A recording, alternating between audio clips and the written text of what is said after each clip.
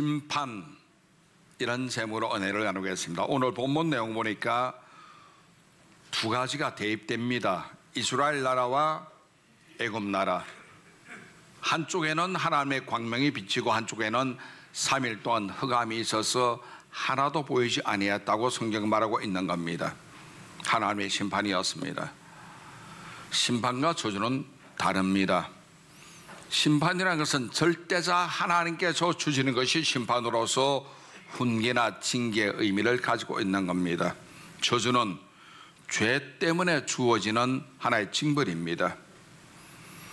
재앙과 재난도 다르죠. 재앙이라는 것은 하나님이 주시는 하나의 징계입니다. 재난이라고 하는 것은 자연 발생적으로 일어날 수도 있지만 사람이 관리를 잘못해서 일어나는 것이 재난이 되기도 합니다.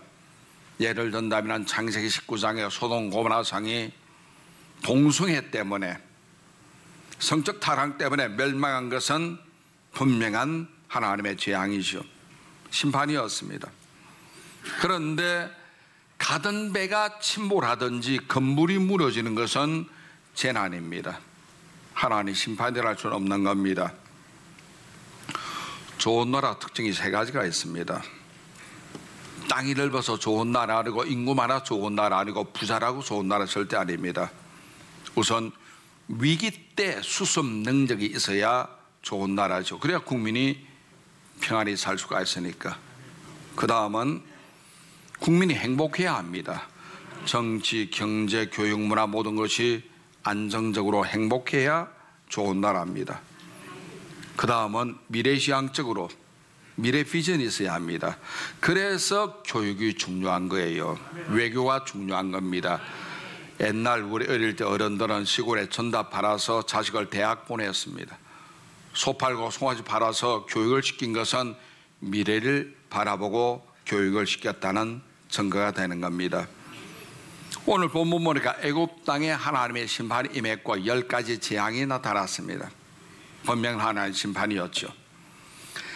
살아계신 하나님은 세상 모든 민족의 흥망성쇠를 한 손에 쥐고서 다스리는 하나님이신데, 하나님을 대적했던 이방 민족 애굽에게 내린 하나님의 심판이 오늘 본문에 나오는 것입니다. 하나님은 호렙산 가시나무 뜰기 속에서 모세를 불렀습니다. 그래서 모세 나이가 80세였기 때문에 거의 희망이 없을 텐데, 그러나 주님은 당신의 뜻과 섭리를 이루기 위해서 나이 많은 모세를 애굽 땅에 보내어서 430년을 종살이하고 있던 당신의 백성을 해방시키게 하셨습니다. 여기에 대해서 출애굽기 3장 9절로 10절에 보니까 이제 가라, 이스라엘 자손의 부르짖음이 내게 다르고 애굽 사람이 그들을 괴롭히는 학대도 내가 보았으니 이제 내가 너를 바로에게 보내어 너에게 내 백성 이스라엘 자손을 애굽에서 인도하여 내게 하리라. 오늘날 우리나라도 모세 같은 지도자가 필요한 때입니다. 모세가 하나님의 저지를 바로에게 전했죠. 바로는 단박 거절합니다. 뿐만 아니라 하나님을 멸시하는 발언을 했습니다. 출애굽기 5장 2절 보니까 바로가 이르되 야훼가 누구기에 내가 그의 목소리 듣고 이스라엘 보내겠느냐? 나는 야훼를 알지 못하니 이스라엘 보내지 아니하리라. 무서운 소리입니다. 심판받을 줄 모르고 함부로 떠들어대는 거예요. 그 당시 이스라엘은 애굽 나라 노예이기 때문에 430년 동안 노예살이했습니다. 성경에 가르치는 숫자 보니까 장정만 60만 명이랍니다. 장정은 20세 이상의 남자 계수할 때 카운트되는 숫자입니다. 60만 명 같으면 대단한 노동력이죠. 이들의 애굽의 국고성을 지었고 피라미드를 건설했고 산업의 여건되었습니다. 원시 사회에서 건설 노동자는 오늘날 산업여건과 마찬가지죠. 바로가 그들을 내보내는 것은 국가적으로 볼 때 엄청난 제약이 아닐 수가 없는 거예요. 그렇기 때문에 바로로서로 볼 때는 순순히 내줄 리가 만무합니다. 결국 하나님께서는 바로의 마음을 꺾으시기 위해서 애굽의 하나님의 무서운 심판을 10가지 재앙으로 치시는 겁니다. 출애굽기 7장 4절 바로가 너희의 말을 듣지 않을 터인즉 내가 내 손을 애굽에 뻗쳐 여러 큰 심판을 내리고 내 군대 내 백성 이스라엘 자손을 그 땅에서 인도하여 낼지라. 바로는 하나님의 심판 10가지 재앙을 겪은 뒤에 이스라엘을 비로소 내주는데 그런 사이에 나라는 망했습니다. 군대도 망했고 국가도 뿌리째 망해버리고 말았습니다. 심판 오기 전에 하나님께 굴복했으면 얼마나 좋았을까. 나라는 건질 수 있을 터인데 도대체 하나님의 심판은 어떤 것일까요? 그 특징 4가지를 여러분께 말씀드리겠습니다. 첫째로 재앙의 종류는 다양합니다. 하나님의 심판은 하나만 오는 것이 아니라 재앙의 숫자가 많고 종류도 다양합니다. 성경을 봐도 구약의 요나는 풍랑으로 임했고 물고기 배 속에 들어가기도 한 하나님 재앙이죠. 창세기 나오는 소돔성은 동성애 때문에 유황불에 멸망당해버리고 말았죠. 이스라엘 국가는 전쟁 나기도 했고 바벨론 70년 포로 생활하기도 했던 겁니다. 모세를 대적했던 고라 나단 일당은 지진이 갈라져서 땅이 갈라지면서 그들은 몽땅 하나님 심판받아 죽기도 했습니다. 오늘 본문에 나오는 애굽의 바로 왕은 10가지 재앙 때문에 자기도 망하고 나라도 망하고 백성도 망해버리고 말았습니다. 신약 성경 나눈 아나니아 삽비라 부부는 그 즉시 심판받아 축사해버리고 말았죠. 네, 여러분 하나님의 징계하시게 되면 간단히 끝납니다. 반대로 하나님의 복을 주신다면 어마어마한 복을 부어주시오. 십계명 보니까 하나님 말씀을 순종하는 자에게 주님은 자손 천대까지 복을 부어주신다는 것이니까 무궁무진한 복이죠. 문제는 우리의 자세입니다. 어떤 자세를 가지고 있느냐. 요나는 물고기 배 속에 철저히 하나님께 회개하니 하나님은 물고기에 명령하죠. 왜? 물고기도 하나님 만드셨으니까, 창조주시니까. 물고기는 하나님 명령받아 해변에 토해냈고 요나는 살아났고 회개한 그를 하나님은 다시금 쓰셔서 느누에 보냈죠. 회개했던 요나의 외침으로 하나님의 대역사 일어나서 느누에 성 전체가 회개했고 모두가 구원받을 수가 있었던 것입니다. 우리 모두 기억하십시오. 아집을 깨십시오.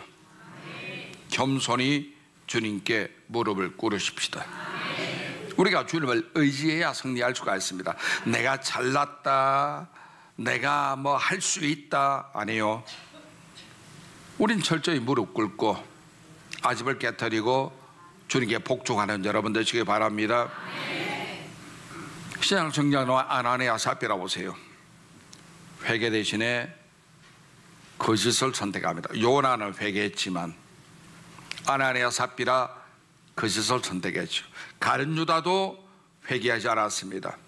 남에게 보이기 위한 그의 위선은 결국 성령을 속이는 죄가 되었죠. 성령은 헬라어로 파라클레이토스, 보혜사, 변호사라는 뜻입니다. 곁에서 우리를 도와주는 변호사인데 파라클레이토스 변호사가 없으니 하나님의 심판 앞에 그를 변호할 리가 없으니 결국 그 자리에 즉사해서 죽어버리고 말았죠.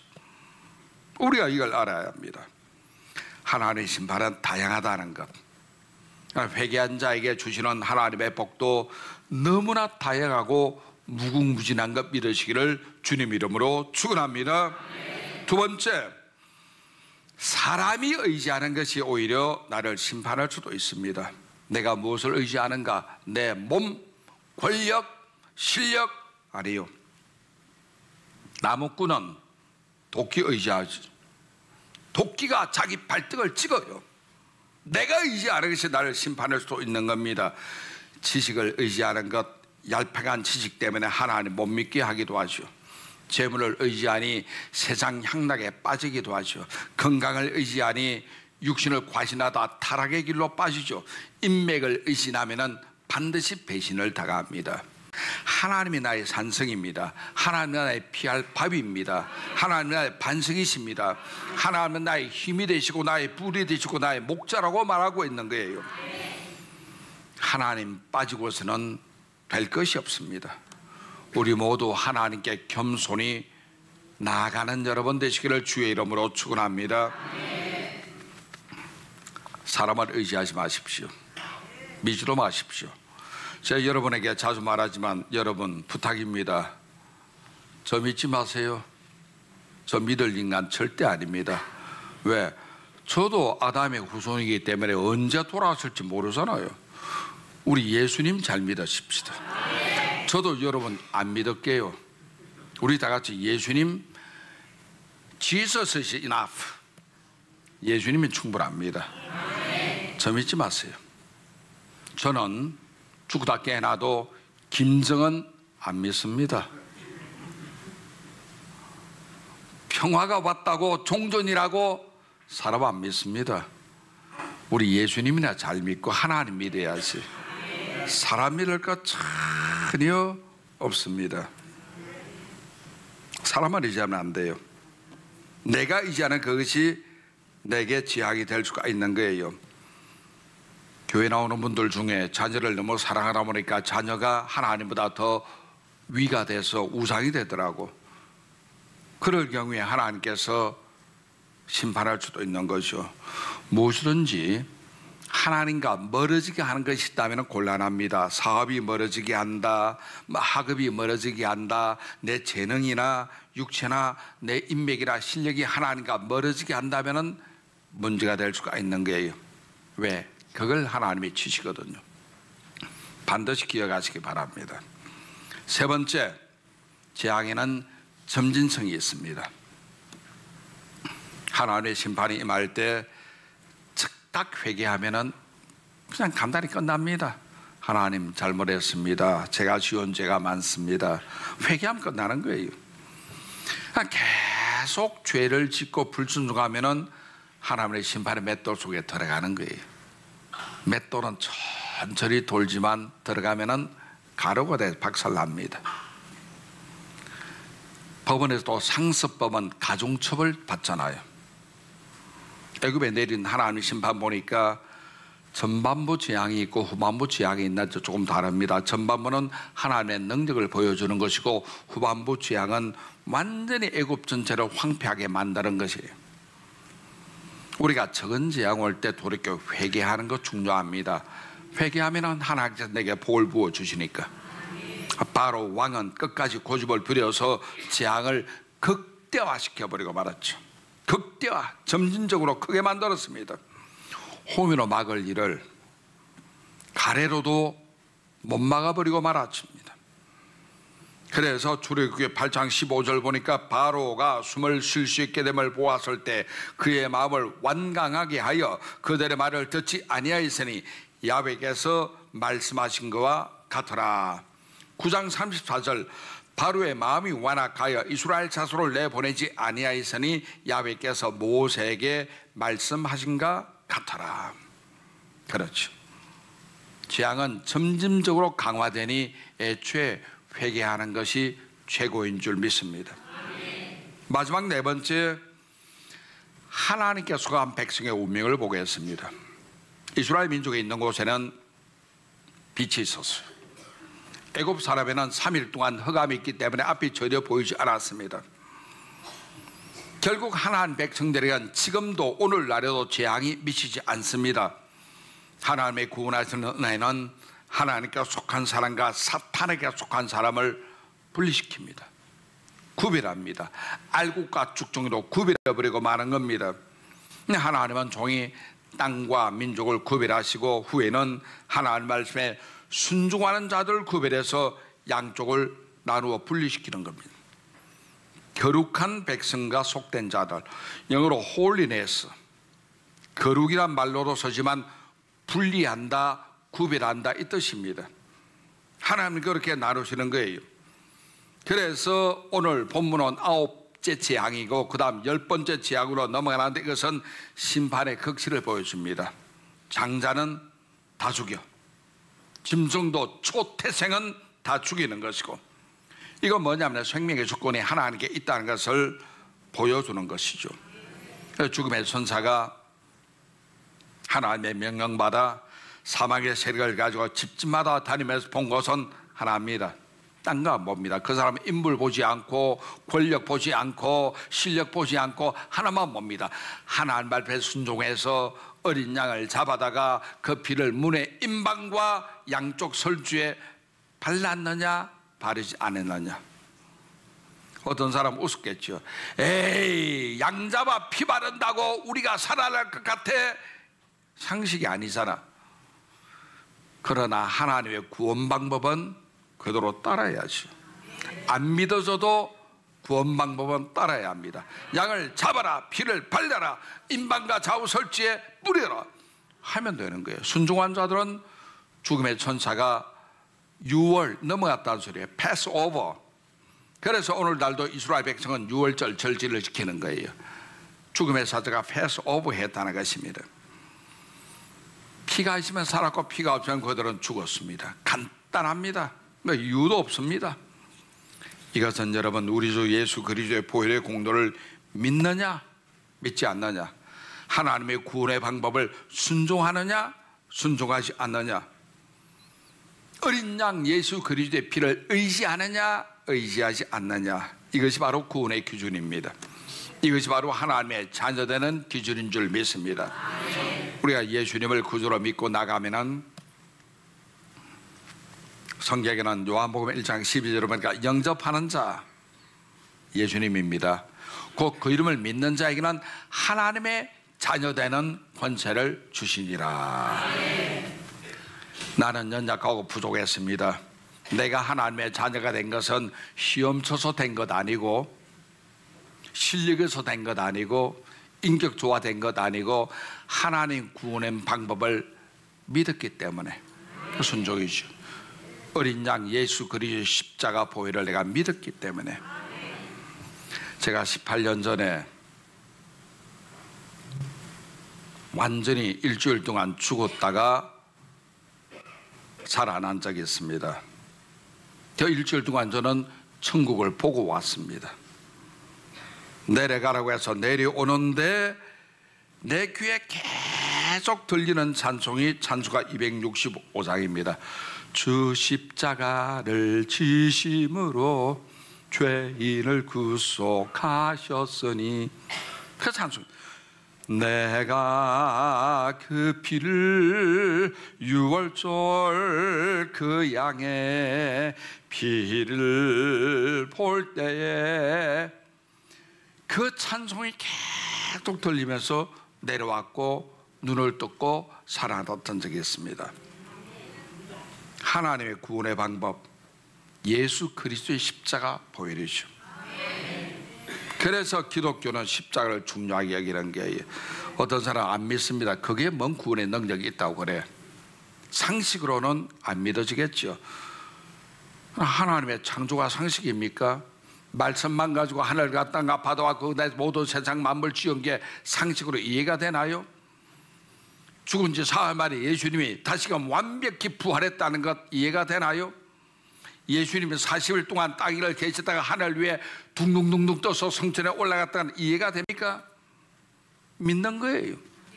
믿는 수밖에 없는 거예요. 그 주의 십자가 보혈로, 그렇죠, 죄 씻음 받기를 원하네, 그렇잖아요. 하나님의 구원의 방법을 믿고 순종하는 자에게 사망의 천사는 유월했습니다. 패스 오브 했다는 거예요. 하나님의 심판은 기준이 있습니다.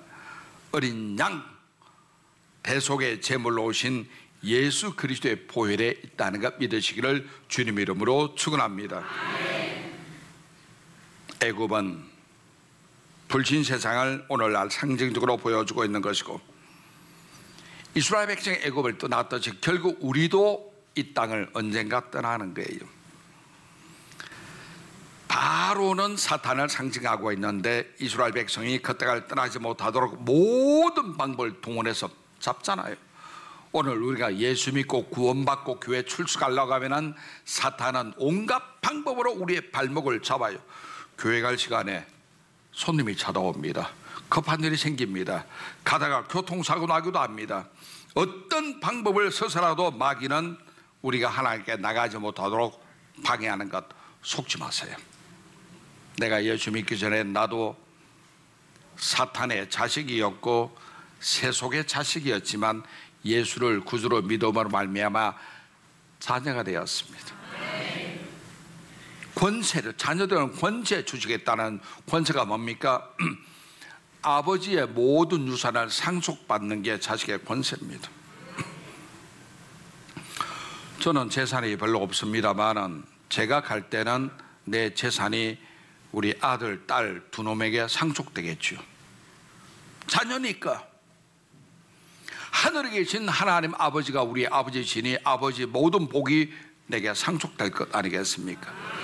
영적으로 상속되고 성령 충만해지고 생활 범사도 주님이 복을 주시고 은혜 주시고 육체도 강건한 복을 도하여 주시는 것은 자녀의 권세입니다.